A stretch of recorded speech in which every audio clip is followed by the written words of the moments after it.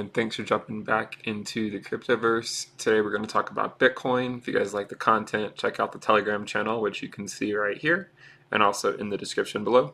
And please subscribe to the channel if you guys like the content. So check out the videos recently that I put out about lengthening cycles if you haven't. But we're going to just be talking about current price action and where it is on the macro level. So what we have here is the 20-week moving average and the 200 week. So the 20 week is the yellow line, which we've spoken about at length before, and how that has historically been a good indicator of a bull run as long as we can stay above the 20 week. And the minute we go below the 20 week is typically kicking the can down the road, maybe 3 to 6 months, maybe longer, before we can potentially get back above it and start retesting it again. But anyways, any type of test would need to take months.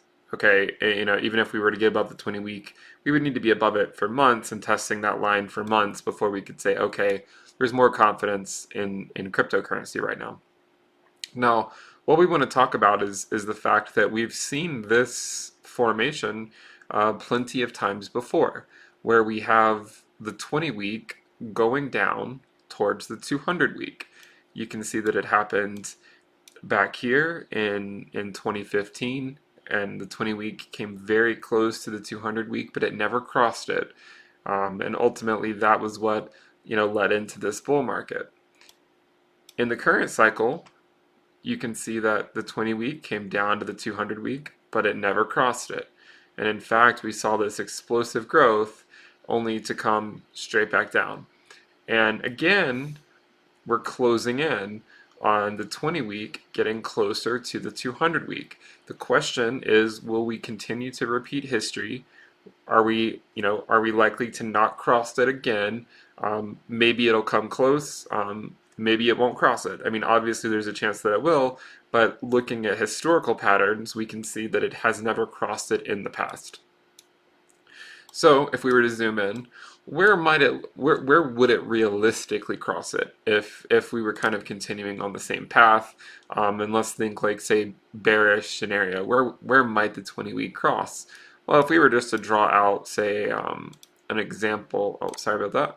If we were just to draw out an example of how this might unfold, if it were to do something like this, and the 200 week were to continue moving up like this, then they might get close to each other at around $6,000 or so in later in the year, maybe like 4 or 5 months from now or 6 months from now. We could see them starting to get really close to one another. Now, obviously, this could happen sooner if prices continue to stay suppressed for a long period of time. But we have seen this formation in the past. In the past, it is also always turned around. The 20 week has always, it's come down to the 200, but it's never crossed it. But there are some things that are different. If we were to put on the 100 week moving average, we can see that currently the 20 week is above the 100 week. Okay? Back here, the 100 week was above the 20 week. And it was originally over here too, but we had this cross right here. And now it looks like we might be about to cross back.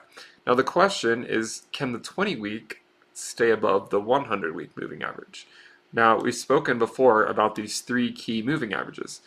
I don't really use that many moving averages to pull up. I mainly use the 20 week to talk about a bull market, the 200 week, maybe the 300 week as potential bottom for the price of Bitcoin, and the 100 week has been instrumental in providing support when we're transitioning from an accumulation phase into a bull market. So you can see the price holding the 100 week as support and then handing the torch off to the 20 week for the bull market.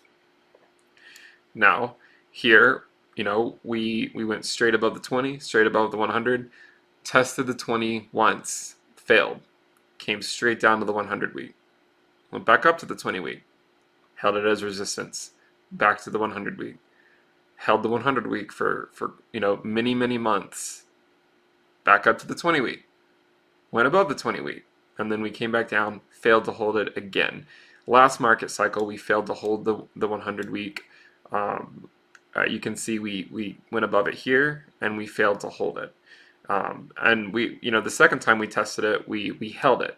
And you could argue that, and we've talked about this many times before, if the argument is lengthening cycles, we would expect with some regard potentially to see this take longer and longer to really get into a bull market where we're going to continue to hold the 20-week for an extended period of time because of the lengthening cycle proposition.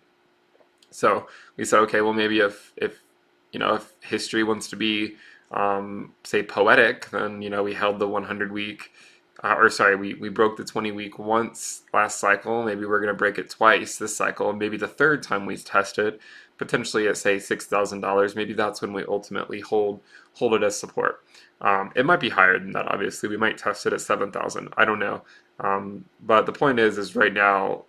And we saw this with Bitcoin today, that Bitcoin was really leading the rally.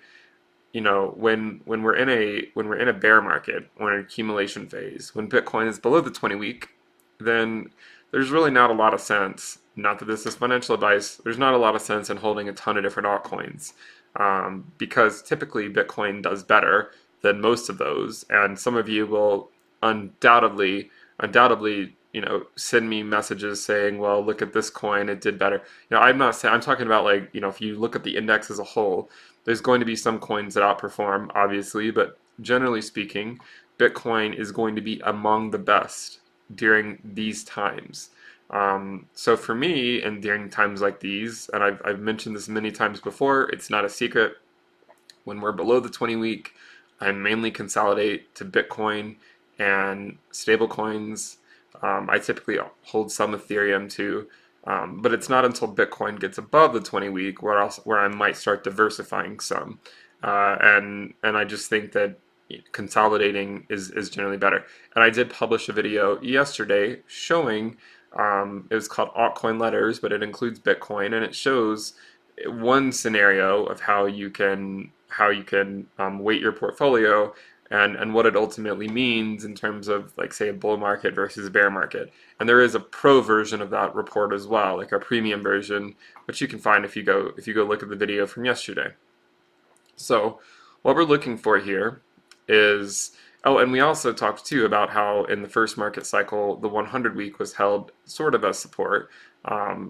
You can see here, you could say ish, what's a dollar among friends. Second cycle, the 200 was held as support, and then we said maybe third cycle, 300 weeks going to hold as support. While I'd like to believe that has happened, I'm not going to claim that because these are just wicks. We actually haven't gone down to the 300 week in terms of, say, a candle closing. So I still think that the 200 week has mostly held. And even if you look back at the last market cycle, again, we had candles and wicks that were below the 200 week partially. People just generally don't like to zoom in. But if you really zoom in, you can see there are candles that go below the 200 week. So it's not like this is completely unheard of to see something like this. So for now, it seems like Bitcoin is, it has held strong at the 200 week. We'll see if it continues to hold.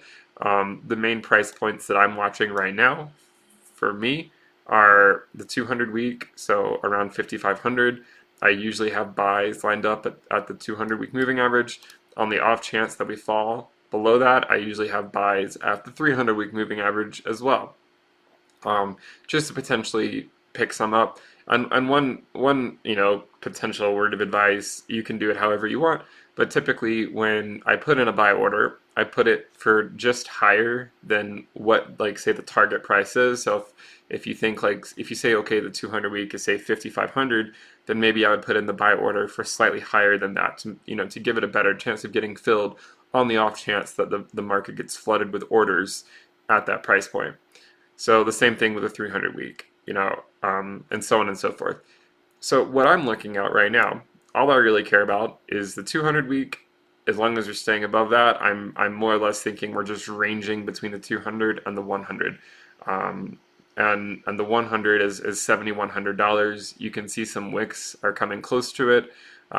So I would expect us to range between this if we get above the 100 week, the next target is the 20 week. And if you can imagine us getting above the 20 week, then I think a lot of confidence would come back to the market, and we would see other coins also performing well. But until Bitcoin gets above the 20 week, I don't really think I think this is in general just a good accumulation phase. If you're doing the dynamic the dynamic dollar cost averaging strategy that I talk about, you would have been picking up a lot a couple of weeks ago, picking up less now. So that's just we just look at the risk metrics. So check those videos out. If you guys like the content, again, subscribe to the channel. Check out the Telegram channel, which you can see here. And also, if you want the premium content and access to the private group, then check out patreon.com/intothecryptoverse, or contact me on my website to pay with crypto, intothecryptoverse.com. So that'll wrap it up for this video, guys. I hope you guys enjoyed it. We'll continue to follow the price action in the coming weeks and months, but just buckle in, because this is a marathon. It's not a sprint. If you wanted a marathon, or if you wanted a sprint, these were the sprints. Okay, this was more or less our first half marathon. This was our half marathon. We're in a marathon now. So buckle up. We're going to be here a while. Get comfortable. I would say, accumulate your positions that you're okay with a risk-reward ratio on, and let's just see where the train takes us. All right, guys. I'll talk to you guys next time. Bye.